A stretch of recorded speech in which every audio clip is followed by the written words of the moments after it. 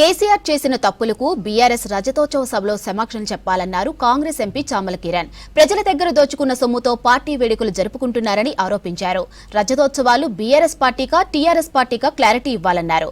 లేవడం చేతగాని కేసీఆర్ మళ్లీ ముఖ్యమంత్రి అయితే ప్రజలకు ఏం చేస్తారని ప్రశ్నించారు. ఇక బీఆర్ఎస్ అధ్యక్ష పదవి బీసీలకు ఇవ్వనున్నట్లు సమాచారం ఉందన్నారు చామల కిరణ్. ఇది కాంగ్రెస్ చేపట్టిన కులగణన ఫలితమేనన్నారు.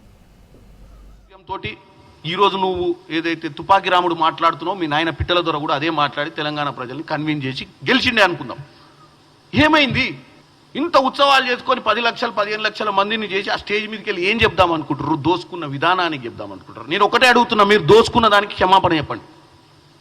రాష్ట్రాన్ని అప్పుల పాలు చేసినందుకు మీరు రజతోత్సవం 27 నాడు జరుగుతున్న రజతోత్సవంలో ప్రజలకు క్షమాపణ చెప్పాలి. ఎట్లాగో నాకు ఇన్ఫర్మేషన్ వచ్చింది, వాస్తవం వాళ్ళే చెప్పాలి.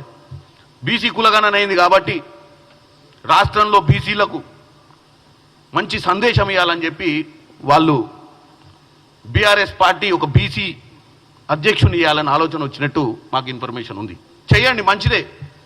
మా బీసీ బిడ్డలకు మేము చేసినటువంటి కులగణన తోటి అలా 50% పైచిలుకున్నట్టు వాళ్ళు 46% ప్లస్ 10% ముస్లిం ఓబీసీలు కలిపి 56% ఉన్నట్టు నిర్ధారణ అయింది. కాబట్టి బీఆర్ఎస్ వాళ్ళు రియలైజ్ ఆ పార్టీకి బీసీ అధ్యక్షుని చేస్తే డెఫినెట్గా మేము ఆహ్వానిస్తున్నాం.